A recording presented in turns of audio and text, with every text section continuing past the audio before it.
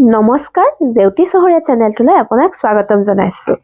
আজি মই অন্য এটা ভিডিঅ'লৈ উপস্থিত আছোঁ ওদালগুৰি জিলাৰ খৈৰাবাৰীৰ সমীপৰ চিনাকুনা গাঁওখনত হিৰিম্বা বাথাউ টেম্পলত। আহক একেলগে দৰ্শন কৰোঁ। আৰু আপুনি যদি মোৰ চেনেলটোলৈ নতুনকৈ আহিছে তেতিয়াহ'লে ছাবস্ক্ৰাইব কৰিব আৰু মোৰ ভিডিঅ'বোৰ যদি আপোনালোকৰ ভাল লাগে লাইক আৰু শ্বেয়াৰ কৰিব।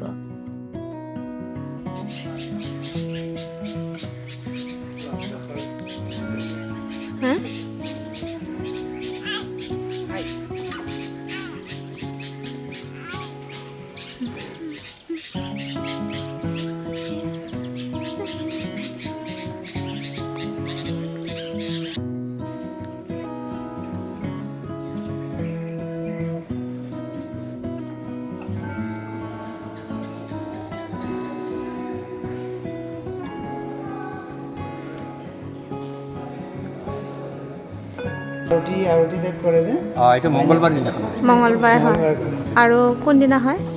মংগলবাৰৰ দিনাখনে আমাৰ ধৰ্মৰ হেৰি পবিত্ৰ দিন হিচাপে এটাই বাৰ মংগলবাৰ। ইয়াৰ বাহিৰেও আমি পৰ্ববিলাক কৰোঁ। আৰু কি কি পৰ্ব কৰা আমাৰ হয়? বহাগৰ 1 তাৰিখে বহাগী মানে পৰ্ব। বহাগৰ পিছত আপোনাৰ এই যে আমাৰ আমিতি ফুট সেইটো আমি 11 তাৰিখে ডাঙৰকৈ পতা হয়। কাতি বিহু আহি আছে। সেই কাতি বিহুৰ 2 দিন কাৰ্যসূচী আছে আমাৰ।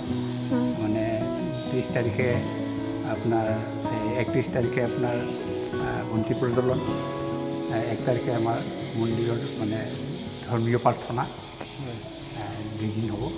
তাৰপিছত আপোনাৰ আঘোণ মাহত আমাৰ 9 তাৰিখে আপোনাৰ কোমল ধান খোৱা এটা পৰ্ব আছে। সেইটো আমি ডাঙৰকৈ পতা হয়। এনেকৈ মাঘ মাহৰ 1 তাৰিখে এটা পৰ্ব আছে। সেই 1 তাৰিখৰ পৰ্বটো আমাৰ ধৰ্মীয় প্ৰাৰ্থনা ইয়াতে গীত মাত হয়।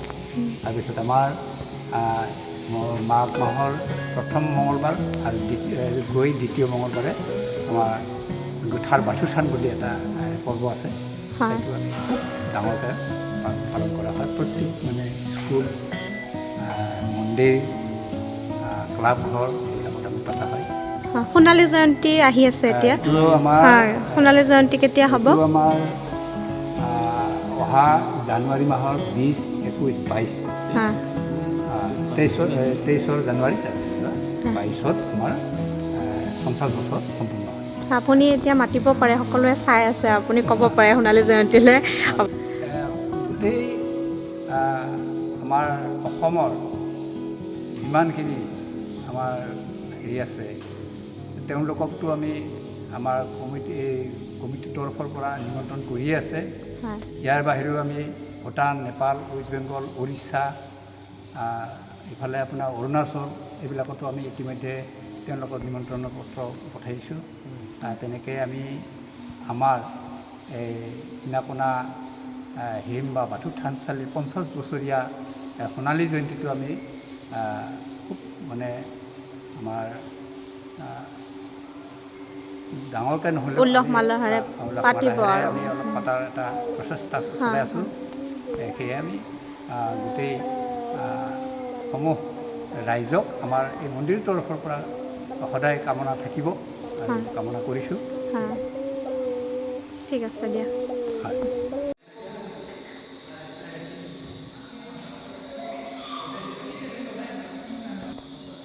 খুব সুন্দৰ পৰিৱেশ। এওঁ ইতিমধ্যে ক'লে যে সোণালী জয়ন্তী বৰ্ষ আহি আছে, জানুৱাৰী এতিয়া সোণালী জয়ন্তী হ'ব, গতিকে আপোনালোক আহিব ইয়ালৈ। খুব ভাল লাগে আহিলে। ইমান ধুনীয়া পৰিষ্কাৰ কৰি ৰাখিছে এই মন্দিৰটো।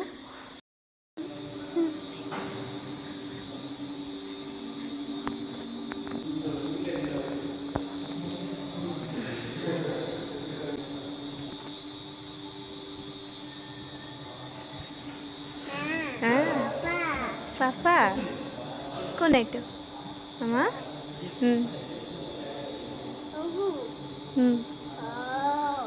যদিও আমাৰ সকলোৰে জাতি ধৰ্ম একে নহয়, কিন্তু কিছুমান ঠাইত গৈ পেলাই শান্তি পোৱা যায়।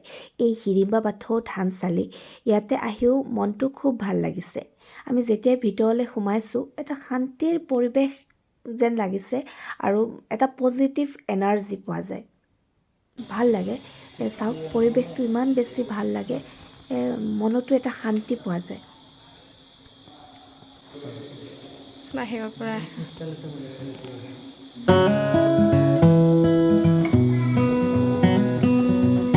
বহুত চাফ। টাইলছত ভৰিত অকণমানো মাটি লগাই নাই।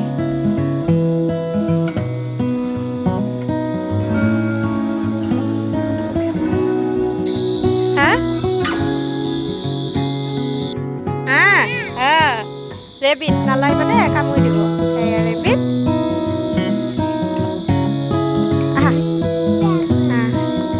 ধুনীয়া সুন্দৰ পৰিৱেশ, চাওকচোন ইমান ধুনীয়া পৰিৱেশ।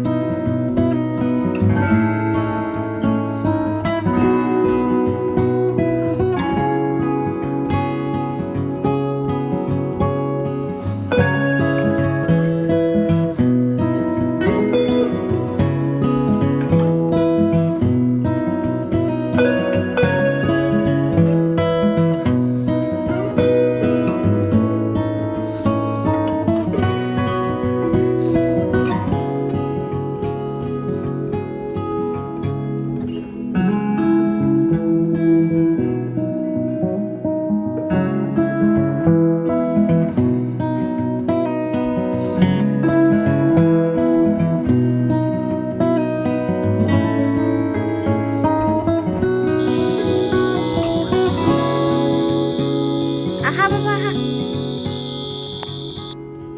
এইটো চাই লওঁ। আহা মা আহা, পৰি যাব। আহা আহা বাবা।